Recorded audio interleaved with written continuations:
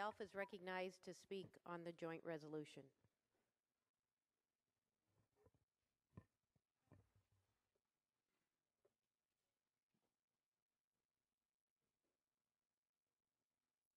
Thank you, Madam President, members of the Senate. I'd ask my colleagues to bear with me. I have a lot of different thoughts on my mind, but I wanted to take this moment to come up and share some thoughts. I've spent the better part of the last 4 days rereading the U.S. Constitution, rereading the Indiana State Constitution, and reading some of the historical documentation that Senator Waltz talked about when he was up here. You know, Patrick Henry once said, "I have but one lamp by which my feet are guided, and that is the lamp of experience. I know of no way of judging the future but by the past." Our rights come from God. Governments are instituted amongst men to protect those rights. Our federal government was founded and predicated upon liberty and limited, enumerated federal power.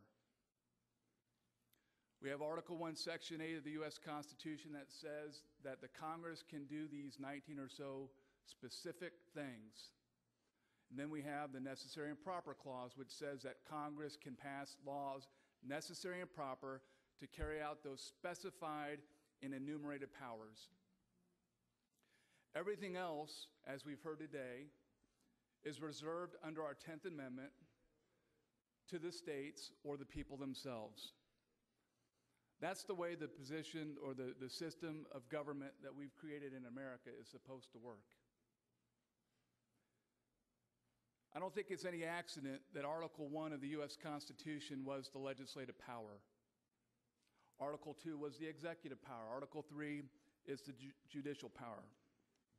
I want to share with my colleagues briefly a couple of citations from the Federalist Papers.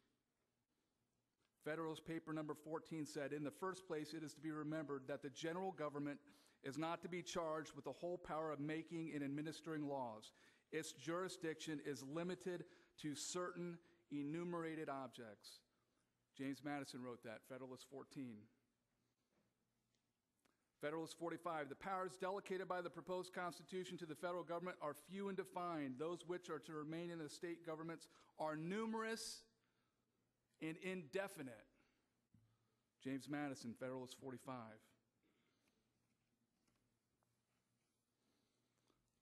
James Madison in Federalist 51 said, "It is not possible to give to each department an equal power of self-defense. In Republican government, the legislative authority necessarily predominates." They're the boss. That's the way it was supposed to be.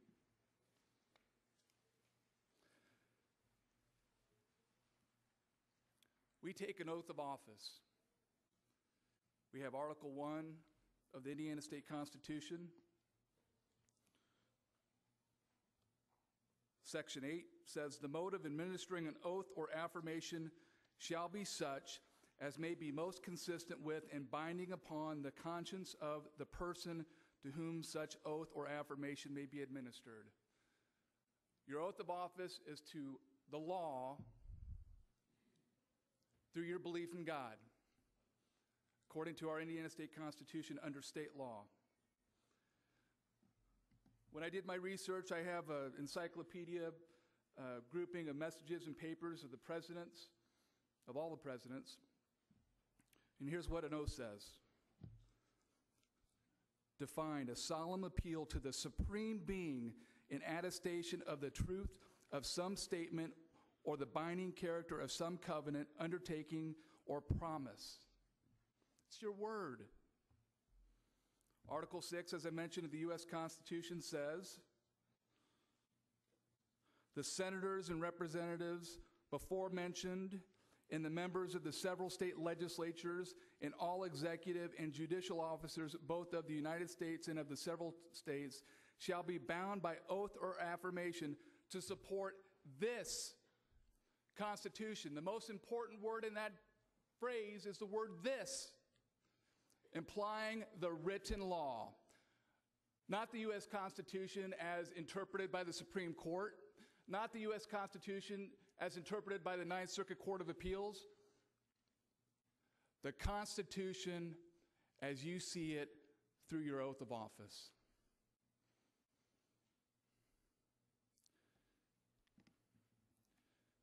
You must understand, constitutional law is about written law. The Article 5 Convention idea is a power that we have. It is a permissible following of constitutional law. I don't think anybody knows what exactly would happen under it, but it is a permissible use of power.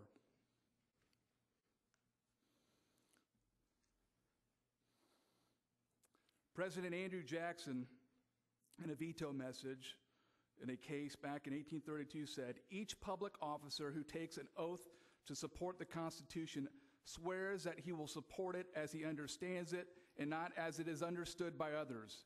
The opinion of the judges has no more authority over Congress than the opinion of Congress has over the judges. And on that point, the president is independent of both." The reason I'm sharing this historical information with you is, over the last 100 years or so, specifically, we've allowed a judicial branch of government at the federal level interpret away the plain meaning of our Constitution. One of the disagreements that Senator Long and I have had on this particular issue is about this oath of office. There are some, and I don't want to speak for Senator Long, but there are some that believe that we are bound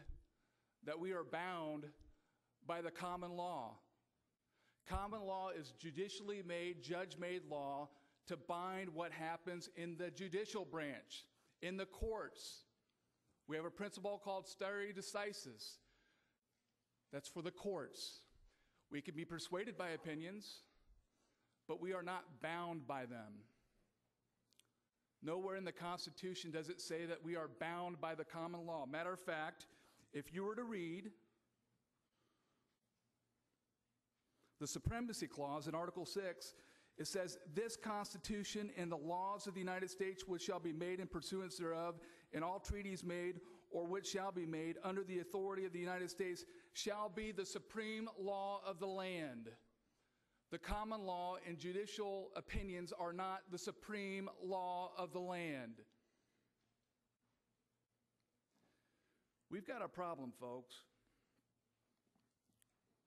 We are historically illiterate. We are legally illiterate.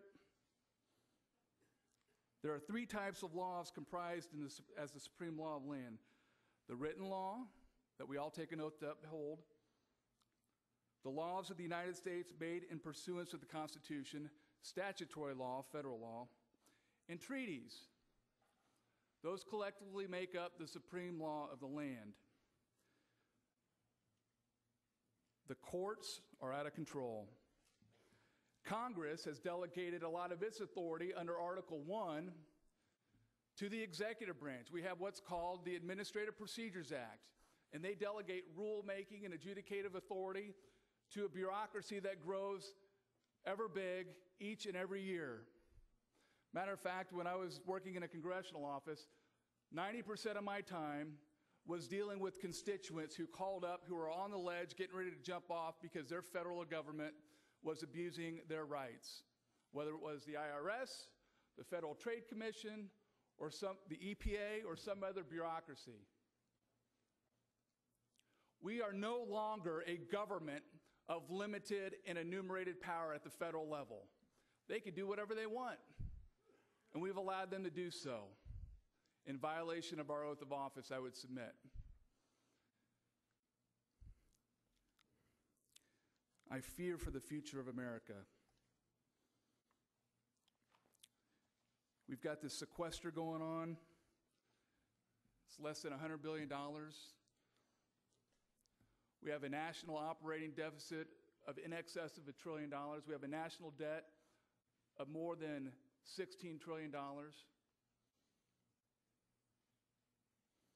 I fear for the future of America as a father. I have 5 daughters who are the most beloved gifts of my life. I adore them. I die for them. What comes off their minds in the mornings when I have breakfast with them and coffee is amazing. And I fear that we're leaving a government and a society and a country that may be heading towards the end of the road.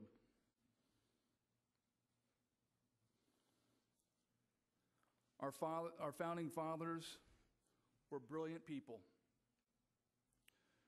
James Madison, Thomas Jefferson, George Washington, Abraham Lincoln, Andrew Jackson, Ronald Reagan, John F. Kennedy. All these people were great giants in American history. What Senator Long is proposing today is constitutionally permissible. None of us knows what's going to happen. But I also think, and the thing that concerns me about the idea is that we will not have any control over what some of these other states would do. And that gives me a great deal of concern and pause. So I'll conclude with this. This is a very bold, courageous idea that Senator Long has brought before the body. Whether or not other states will buy into it, I don't know.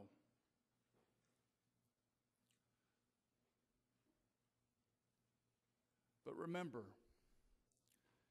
you are elected and you take an oath of office that binds you to the rule of law. Article 6 of the U.S. Constitution is the oath of office that we all take. The only one that doesn't take it is the President of the United States. It's what binds us all to the same rule of law, the written law, not as interpreted by a judge or a court, but as we read it. We need to take back our government, but the only way we're going to do that is to get back to the original intent and the plain meaning of the powers of our written law.